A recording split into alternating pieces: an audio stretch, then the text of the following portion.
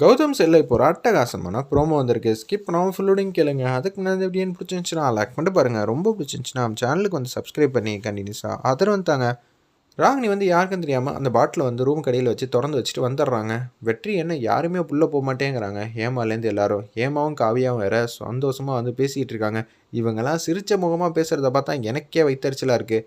ஏமா நீ காவியா கிட்டே பேசிட்டு வாமா, நான் நிம்மதியாக தூங்குறேன், எனக்கு தூக்கம் வந்துருச்சுன்னு சொல்லிட்டு நான் வேணா வரணுமாங்க, அதெல்லாம் ஒன்றும் வேணா, நான் தூங்க தான் போகிறேன்னு சொல்லிட்டு அந்த இடத்துல வந்து தூங்க போகிறாங்க. நம்ம வெற்றி நிம்மதியாக தூங்கிட்டு இருக்காங்க. அப்பாடா வெற்றி போயிட்டான், இன்னும் கொஞ்சம் நேரத்தில் வந்து அவனாலே முடியாமல் வெளியில் வந்து புதக்கத்தின்னு உழுவ போகிறான் அப்படின்னு சொல்லி யோசிச்சுட்டு இருக்காங்க. நம்ம ராகினி அந்த இடத்துல புருஷன் இல்லாமல் நீ இனிமேட்டு தன்னந்தனியாக தான் இருக்கணும், ஏமா நான் சொல்கிறது உனக்கு இனிமேட்டு புரியும்னு நினைக்கிறேன் அப்படின்னு சொல்லி கேவலமாக யோசிச்சுட்டு இருக்காங்க. என்கிட்டயே அவளாட்டின பார்த்துக்கிறேன்டி, இனிமேட்டு உங்கள் குடும்பமே வந்து என் குடுமையில் தான், ஒவ்வொருத்தனையும் நான் சும்மா பழி வாங்காமல் விட மாட்டேன். என்னை பார்த்தா அவங்களுக்கு எப்படி தெரியுது, ஏமா என்கிட்டயே வந்து வாலாட்டி பார்த்தல, உன்னை நான் இனிமேல் சும்மா விட்டுருவேனா, என்கிட்ட பழிச்சதுக்கப்புறம் எனக்கு காவியா இந்திரா விட உன்னை தான் எனக்கு பழி வாங்கணும்னு ரொம்ப அன்பாக ஆசையாக இருக்குங்கிற மாதிரி ராகினி வந்து யோசிச்சுட்டு இருக்காங்க. ஏசியை ஆன் பண்ணிட்டு தான் தூங்குறாங்க. நம்ம வெற்றி அந்த இடத்துல அந்த இது வந்து ஏசியில் அந்த தண்ணி வந்து கலக்கிறதுனால அப்படியே வந்து பிரச்சனை மேலே பிரச்சனை ஆகிடுது. அவரால் மூச்சோட முடியல, வெளியில் வந்து குடுகுடுன்னு ஓடி வந்துட்டாங்க. ஓடி வந்ததும் இல்லாமல் இன்னமும் வந்து சிரிச்ச முகமாக தான் பேசிக்கிட்டு இருக்காங்க காவியாவும் நம்ம ஹேமாவும். ஒரு பக்கம் என்ன ஆச்சு, இன்னமும் இன்னொருத்துக்கு வெளியில் வந்து விழுந்திருக்கணுமே அப்படின்னு சொல்லி யோசிக்கும் போது தான் வெளியில் வராங்க.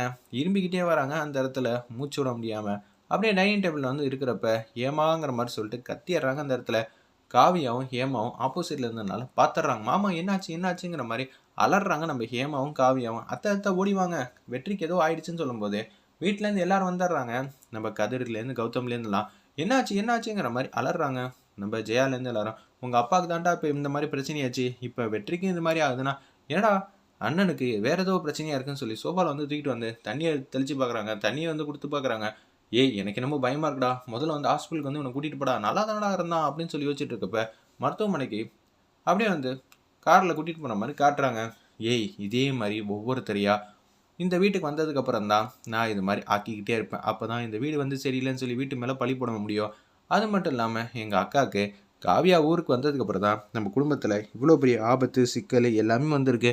அந்த சாமியார் வேற என்கிட்ட வந்து விளையாட்டு காட்டினாப்புல இல்லை, அந்த சாமியார் வந்து போலி சாமியார் நம்ம ஊரில் இருந்து தான் இது மாதிரி வந்திருக்குமான்னு என்னோட சித்து வேலையை நான் காட்ட போகிறேங்கிற மாதிரி அதிரடியாக வந்து யோசிக்கிறாங்க. அந்த இடத்துல வீட்டில் என்ன அடுத்தடுத்தது இவ்வளோ நெகட்டிவாக வந்து நடந்துக்கிட்டே இருக்குது, இந்த வீடு சரியில்லையோ அப்படின்னு சொல்லி யோசிக்கிறாங்க. அந்த இடத்துல ஏமா வந்து ஹாஸ்பிட்டலுக்கு போயிட்டு கதறிக்கிட்டு இருக்காங்க.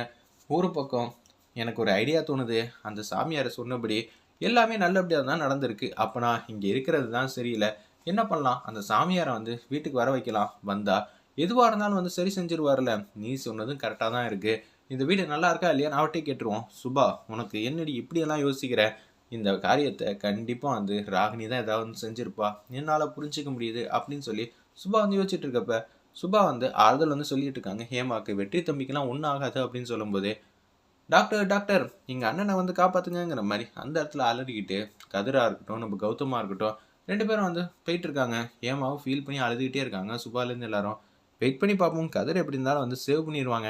இருந்தாலும் ஜேபி நீங்கள் செஞ்ச திட்டம்லாம் சந்தோஷமாக தான் இருந்துச்சு, வெற்றியை வந்து எதுவுமே பண்ண முடியாமல் போயிடுச்சேங்கிற மாதிரி தான் யோசிப்பாங்க. ஒரு பக்கம் எப்படி இதெல்லாம் சாத்தியமாச்சு, டாக்டர் வந்து சொல்கிறாங்க அந்த இடத்துல இவருக்கு மூச்சு விடுற இடத்துல ஏதோ ஒரு பிரச்சனையாக இருக்குது, ஏதோ ஒரு இது இருந்து கலந்துருக்கு அப்படின்னு சொல்லும்போது ரூம்குள்ளே தான் இருந்தாப்புல. அப்போனா ரூமில் வந்து ஏதோ ஒரு விஷயம் வந்து இருக்குன்னா நிச்சயம் இது ராகினி பண்ண சதிவேலை தான் அப்படின்னு சொல்லி கௌதமுக்கு வந்து உண்மையெல்லாம் புரிய வைக்கிறாங்க.